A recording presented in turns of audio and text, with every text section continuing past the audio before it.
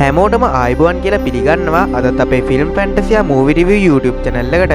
ඉතින් වෙනද වගේම අදත් අපි ඔයාලට අරන් ආවිලා තියෙනවා තවත් ලස්සන සුපිරි මූවි රිවිව් එකක්. අද වීඩියෝ එකට යන්න කලින් මතක් කරනවා channel එක subscribe කරලා නැත්නම් subscribe කරලා එයා පැත්තෙන් තියෙන notification bell icon එකත් all දාලා තියාගන්න කියලා. ඉතින් වැඩි කතා නැතුව අපි යමු වීඩියෝ එකට. මූවි එක පැත්තට හැරුණ තින්නේ එහෙම මූවි එකේ නම තමයි 2025 දී රිලීස් වුණ Dragon කියන මූවි එක. මේ මූවි එක මේ වෙනකොට IMDb රේට් එක 7.2ක වගේ ඉහළ රේට් එකක් ලබා ගැනීමටත් සමත් වෙලා තියෙනවා.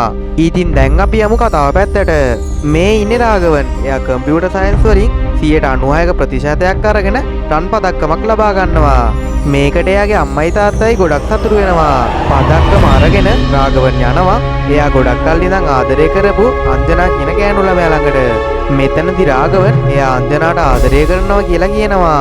ඒත් අංජනා රාගවන්ට කැමති වෙන්නේ නැහැ. අංජනා එතන හිටපු රම්බෝ කියලා කොල්ලෙක් වෙන්නලා කියනවා එයා රම්බෝට කැමතියි කියලා. එතකොට රාගවන් කියනවා රම්බෝ ඉස්කෝලේ ඇවිල්ලා සිගරට් බොනවා ඌ නරක කොල්ලෙක් කියලා.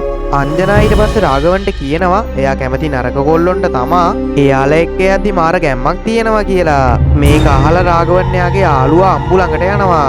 මෙතනදි රාගවන් අම්බුට කියනවා මොකද කෙල්ලෝ අපිට කැමති වෙන්නේ නැත්තේ අපිත් නරක කොල්ලෝ වෙමු කියලා. එදා ඉඳන් රාගවන් ඩ්‍රැගන් විදියට මාරු වෙනවා. මේ දැන් ඔයාලට පෙන්වන්නේ අවුරුදු 6කට පස්සේ වුණ සිද්ධියක්. මේ තියෙන්නේ AGS කොලෙජ් එක.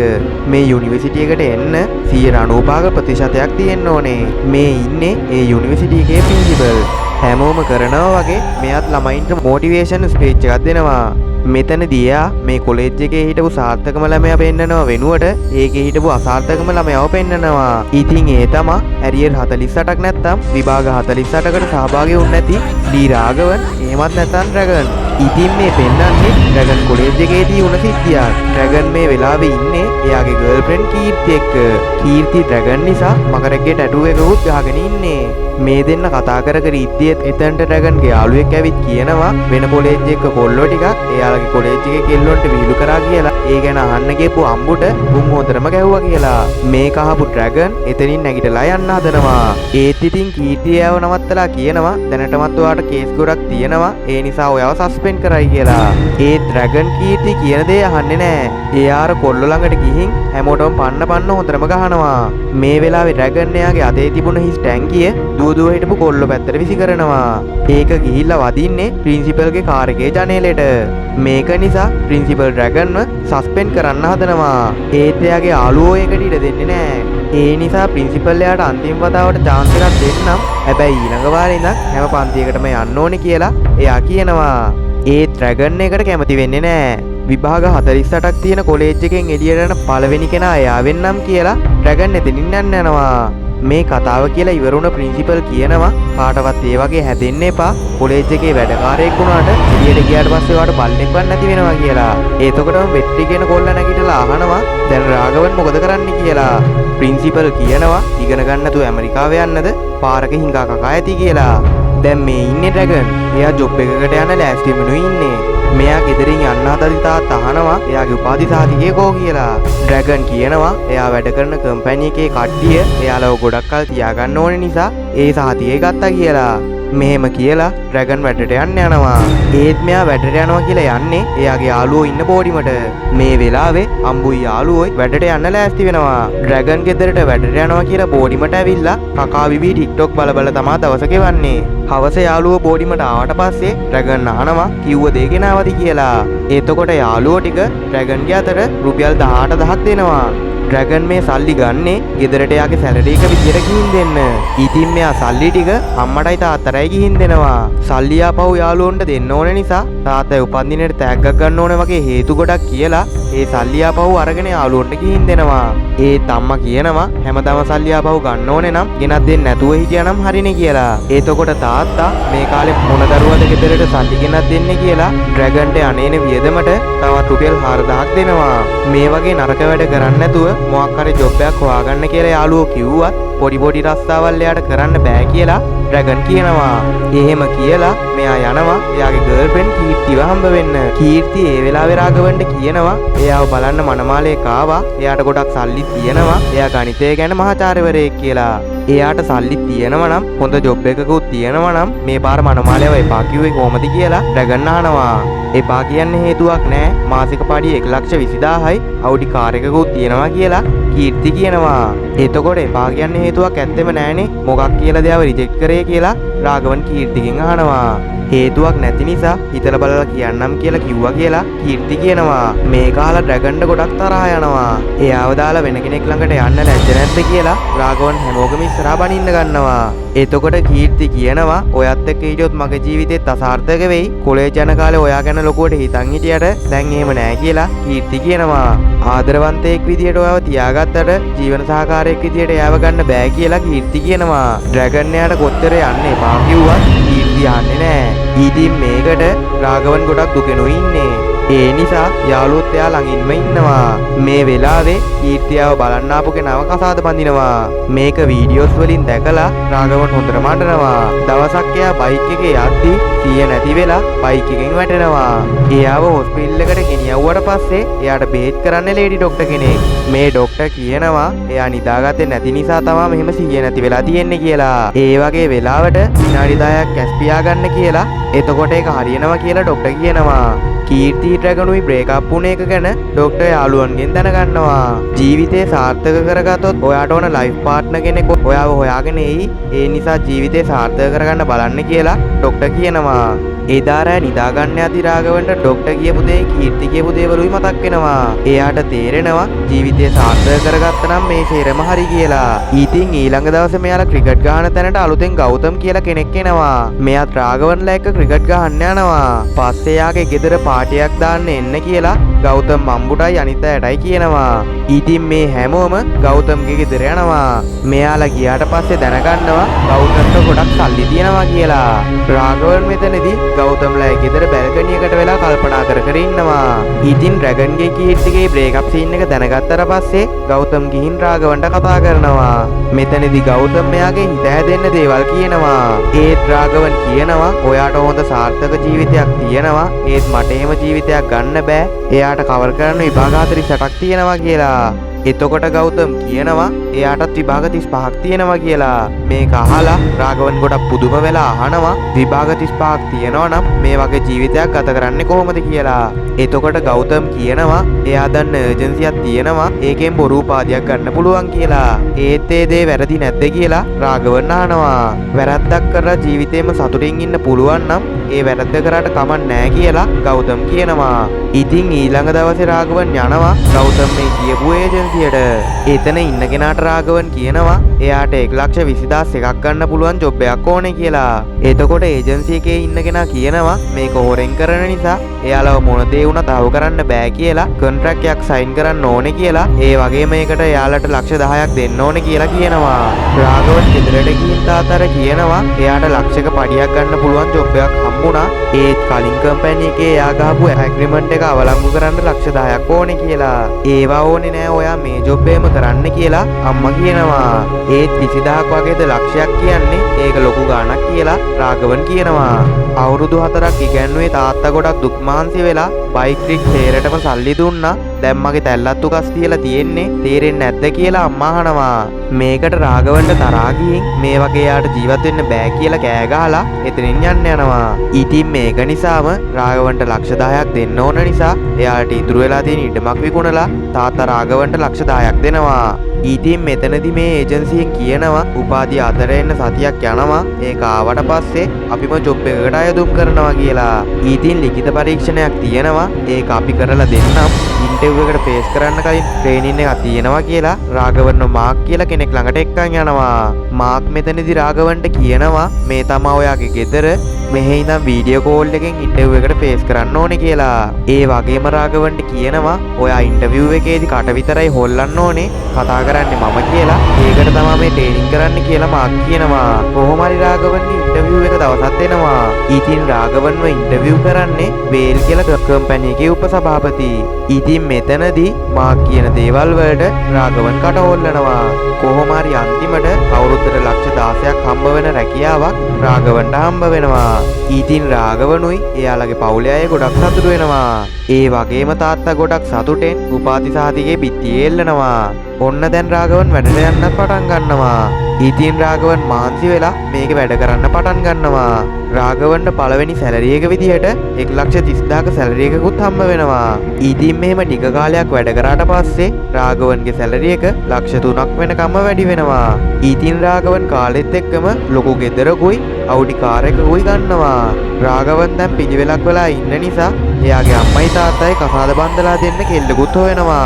ඉතින් ඊළඟට අපිට පෙන්නනවා මේ අය මනමාලියක් බලන්න යනවා. කෙල්ලගේ පවුලේ අය හුඟක් පෝසත්. රාගවන් බලන්නාව මනමාලිගේ නම තමයි පල්ලවි.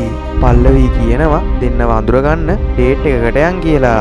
ඉතින් රෑ වෙලා රාගවන් පල්ලවිව ගන්නෙනවා. මේ දෙන්න එළියට ගිහින් විනෝද වෙනවා. මේ අතරෙදි පල්ලවි රාගවන් ගැන කැමැත්තකුත් ඇති වෙනවා. ඉතින් ටික කාලයක් යද්දී මේ දෙන්නට ආදරය කරන්න පටන් ගන්නවා. මේ අතරෙදි මේ දෙන්නගේ එන්ගේජ්මන්ට් එකක් කරලා මාස 6කින් කසාද කරන්නත් ලෑස්ති වෙනවා. දවසක් කල ලයිට් එකක පල්ලවි එක වීඩියෝ කෝල් එකේ ඉන්න ගමන් රාගවන් සිගරට් එකක් බොනවා. ඉතින් මෙතනදී රාගවන් සිගරට් එක බීලා ඒක විසි කරලා ඔෆිස් එකට යනවා. ඉතින් රාගවන් ඔෆිස් එකට යද්දිම වේල් කියනවා ඔයාට මාසයක කාලයක් දෙන්නම් මෙහෙන් යන්න කියලා. මෙතනදී රාගවන් අහනවා ඇයි සර් මං හොඳට වැඩ කරන්නේ කියලා. මෙතනදී වේල් කියනවා ඔයාව මැනේජර් කෙනෙක් විදිහට ප්‍රොමෝට් කරලා ඇමරිකාවට යවන්න හදන්නේ කියලා. මෙතනදී හැමෝම රාගවන්ට විශ් කරනවා. මෙතනදී රාගවන් දන්නේ නැති කෙනෙකුත් ඇවිල්ලා රාගවන්ට විශ් කරනවා. ඉතින් රාගවන් එයා කවුද කියලා අහද්දි තමයි දැනගන්නේ එයාගේ කොලෙජ් එකේ ප්‍රින්සිපල් කියලා. ඉතින් කල ලයිට් එකේදී බීලා විසි කරපු සිගරට් එක වැටලා තියෙන්නේ ප්‍රින්සිපල්ගේ ඇඟට. ඒක නිසා තමයි රාගවන්ගේ පස්සෙන් ඇවිල්ලා තියෙන්නේ.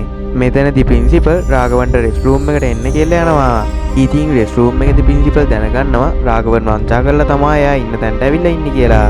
ඉතින් රාගවන් මේ ගැන වේල්ට කියන්න එපා කියලා සර්ගෙන් ඉල්ලනවා. මෙතනදී ප්‍රින්සිපල් කියනවා එහෙනම් ඔබ හොරටගත් උපාධිය ඇත්තට ගන්න ඕනේ. මාස 3ක් කොලෙජ් ඇවිල්ලා අත්තරුණු පේපර් 48 කරලා උපාධිය අරගන්න. එතකොට කියන්න නැතුව ඉන්නම් කියලා ප්‍රින්සිපල් කියනවා. මෙතනදී රාගවන් කියනවා එයාට ආයේ කොලෙජ් යන්න බෑ කියලා. ඉතින් ප්‍රින්සිපල් කියනවා සඳුදා උදේ 9 වෙදි කොලෙජ් එකේ ඉස්සරහා හිටියේ නැත්තම් එයාගේ බොස්ටයි මාමණ්ඩිටයි මේ ගැන කියනවා කියලා. ඉතින් මේක නිසාම ඔෆිස් එකට කසාදේ වැඩ වගේක් තියෙන නිසා ගෙදර ඉඳන් මාස 3ක් වැඩ කරන්නම් කියලා ගෙදර අයට ප්‍රොමෝෂන් එකට මුම්බයි වල මාස 3ක් ට්‍රේනින් එකක් තියෙනවා කියලා රාගවන් ආයෙත් කොලෙජ් එකට යනවා. ඉතින් ප්‍රින්සිපල් ඩ්‍රැගන්ව ක්ලාස් එකට එක්කන් යනවා.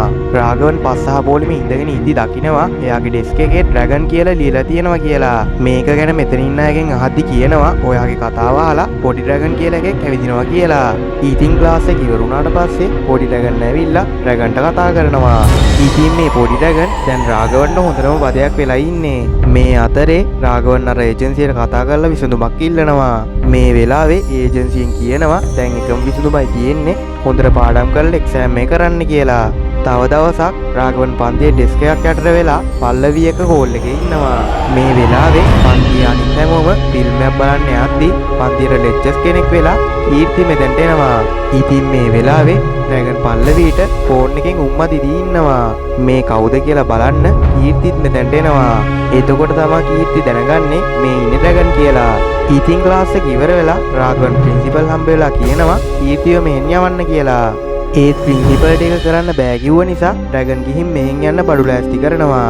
ඒත් එක්කම අන්බු කෝල් කරලා කියනවා ඔබ මෙහෙ ඉන්න හිතන්නවත් එපා මොකද හොර උපාධිය හදන් ජොබ් වලට ගියාය මාට්ටු වෙලා කියලා.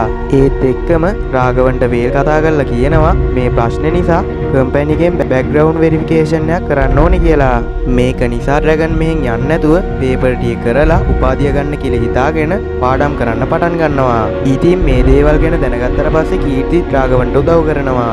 ඉතින් දැන් දෙන්නගෙම හිතේ තරහක් නැහැ. දැන් දෙන්නම යාළුවෝ වෙලා ඉන්නේ. ඉතින් දැන් රාගවන් හොඳටම මහන්සි වෙලා පාඩම් කරන්න පටන් ගන්නවා. මේක නිසා රාගවන්ට පල්ලවිව මිස් වෙනවා. පල්ලවී මේකට ගොඩක් දුකෙනු ඉන්නේ. මේ අතරේ ලොකු ඩ්‍රැගන් පොඩි ඩ්‍රැගන්ට කියනවා කීර්තියාගේ එක්ස් ගර්ල්ෆ්‍රෙන්ඩ් කියලා. ඉතින් ඩ්‍රැගන් කියන දේවල් අහලා පොඩි ඩ්‍රැගන් ලොකු ඩ්‍රැගන් එක්ක එකතු වෙලා දෙන්නම් පාඩම් කරන්න ගන්නවා. කාලෙත් එක්කම රාගවන්ට හෝල් ටිකට් එකක් හම්බ වෙලා එක්සෑම් වලට ෆේස් කරනවා. දැන් රාගවන්ට අන්තිම එක්සෑම් එක ලියන්න විතරයි තියෙන්නේ. ඒකට ඩ්‍රැගන්ලා දෙන්නම එළියට වෙලා පාඩම් කර කර ඉන්නවා. ටික වෙලාවකින් කීර්ති මෙතෙන්ට කේක් එකකුත් අරන් එනවා. මොකද අද තමා රාගවන්ගේ බර්ත්ඩේ එක. ඉතින් කේක් එක කපන ගමන් ඉද්දි පල්ලවි කෝල් කරලා කියනවා එයා මුම්බායි වල ඉන්නේ ඇවිල්ලා එක්කන් යන්න කියලා. මේකට කලබල වුණ රාගවන් පල්ලවිට කියනවා පල්ලවිව සර්ප්‍රයිස් කරන්න හිතාගෙන රාගවන් චෙන්නයි වලට ගියා කියලා. මේක කිව්ව ගමන් පල්ලවි ආයෙත් ෆ්ලයිට් ටිකට් එකක් අරගෙන චෙන්නයි වලට යන ෆ්ලයිට් එකකට නගිනවා. ඒත් මේ වෙද්දි රාගවන් ඉන්නේ මුම්බායි වල. දැන් කරන්න දෙයක් නැති නිසාම රාගවන් වෙට්ටිවත් දාගෙන චෙන්නයි වලට ගිහින් පල්ලවිව හම්බ වෙලා එක්සෑම් එක පටන් ගන්න කලින් ආයෙත් මුම්බායි වලට එනවා. රාගවන් ගිහින් පේපර් එක ලියන්න වාඩි වෙනවා. ටික වෙලාවක් යද්දි රාගවන්ට කලන්තයක් වගේ එනවා. එතකොට එදා ඩොක්ටර් කියපු දේ රාගවන්ට මතක් වෙනවා. ඩොක්ටර් කියපු දේ නිසාම රාගවන් විනාඩි 10ක් ඇස් පියා ගන්නවා. ඉතින් ටික වෙලාවකට පස්සේ රාගවන්ට ඇහෙනවා පේපර් එක ගන්න විනාඩි 10යි තියෙන්නේ කියලා. රාගවන් පේපර් එක ලියන්න try කරා වෙලාව ඉවරයි කියලා පේපර් එක ගන්නවා. මේක නිසා රාගවන් හොඳටම අඬනවා. ඉතින් ඊළඟ කොටසෙන් අපිට පෙන්නනවා රාගවන් ඔෆිස් එකට වෙලා එයාගේ රිසල්ට් එනකම් බලන් ඉන්නවා. ඒත් එක්කම වේල්මයාට කතා කරලා රාගවන්ගේ බෑග්ග්‍රවුන්ඩ් වෙරිෆිකේෂන් එක කරන්නයි මේ ලෑස්ති වෙන්නේ. ඉතින් මේ ලේජීඑස් කොලේජයට කතා කරලා පස්සේ දැනගන්නවා රාගවන් මේ කොලේජ් එකේ උපාධිධාරියෙක් කියලා. එතකොට තමා රාගවනුත් දැනගන්නේ එයා එක්සෑම් පාස් වෙලා කියලා.